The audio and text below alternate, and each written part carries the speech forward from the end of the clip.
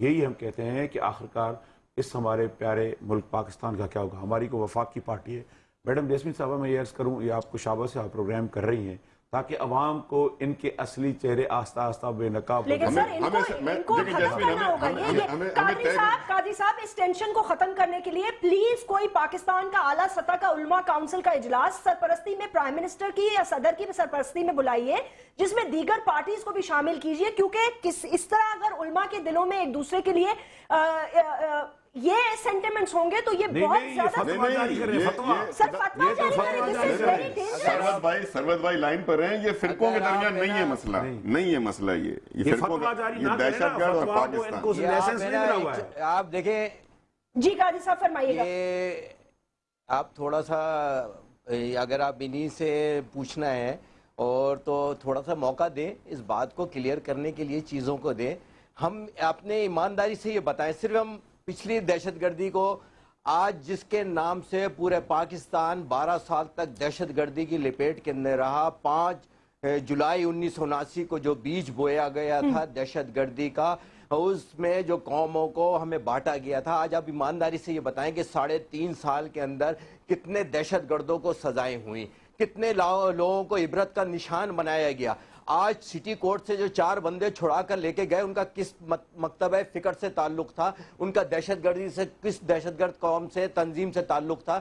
خالی مذہبی قتل نہیں ہو رہے، یہاں پہ 290 قتل اس صرف 6 مہینے کے اندر ہو چکے ہیں. اس میں سیاسی بھی ہے، مذہبی بھی ہے، ڈاکٹر بھی ہے، انجینئر بھی ہے، پروفیسر بھی ہے، ٹیچر بھی ہے. عورتوں کی عزت محفوظ نہیں ہے، زندہ عورتوں کو دفنایا جا رہا ہے اور کتے چھوڑے جا رہے ہیں. یہ کون لوگ ہیں؟ کیا وہ مذہبی لوگ ہیں جو کتے جنہوں نے چھوڑے؟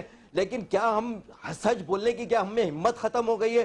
آج ہم یہ باتیں کر رہے ہیں کہ یہ سب مذہبی علماء کا چہرہ نظر آ گیا. ہمیں چہرہ تو ان لوگوں کا بھی نظر آ گیا جو قوم کی اور عوام کی باتیں کرتے تھے، جنہوں نے عوام کو روزگار سے محروم کر دیا، بے روزگاری دے دی، لوڈ شیڈنگ دے دی، بجلی سے دے دی. 3.5 سال کے اندر عوام کو بتائے کون سا ریلیف ملا ہے؟ ہم تو امن کی بات کرتے ہیں. معاف کرنا قادری صاحب، 3.5 سال نہیں ہوئے ہیں.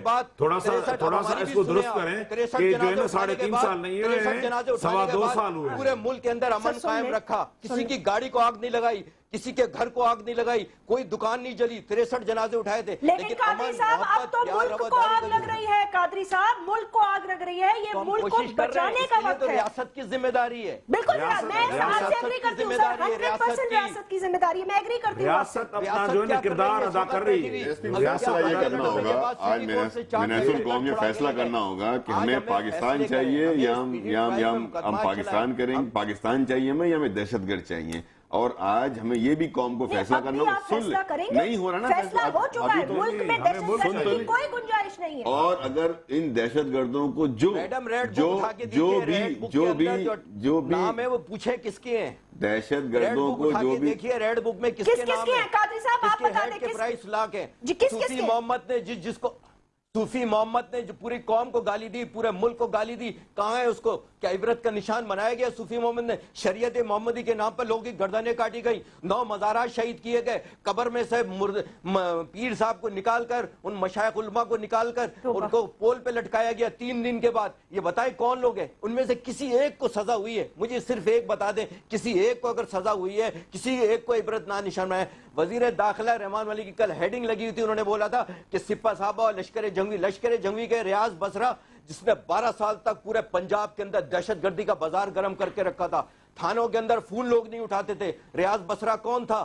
کس دہشت گرد تنظیم سے اس کا تعلق تھا؟ بتائیں کتنی کلعدم تنظیموں کو، دہشت گردوں کو انہوں نے سزائیں دی ہیں. آج کتنے لوگوں کو عبرت کا نشان بنایا. جب تک آپ سزائیں نہیں دیں گے، مصلحت پسندی سے باہر نہیں آئیں گے. کیوں نہیں دیتے سر سزائیں؟ ملک کے مفادات کو ترجیح دیں. قاری صاحب یہ بتا دیں کہ کیوں نہیں آپ ان کے ساتھ کھڑے ہیں سر؟ کیوں سزائیں نہیں دیتے کسی کو کیفر کردار تک نہیں پہنچائے؟ ایاز صاحب تشریف فرمائیں، ایاز سمرو صاحب تشریف فرمائیں. ابھی ہم نے امن کے سلسلے میں، امن کی تلاش کے حوالے سے ہم نے ایک لانگ مارچ کیا، ٹارگٹ کلنگ دہشت گردی کے خلاف. قوم نکل کر آئی، ہم نے تمام جماعتوں کے ساتھ رابطہ کیا.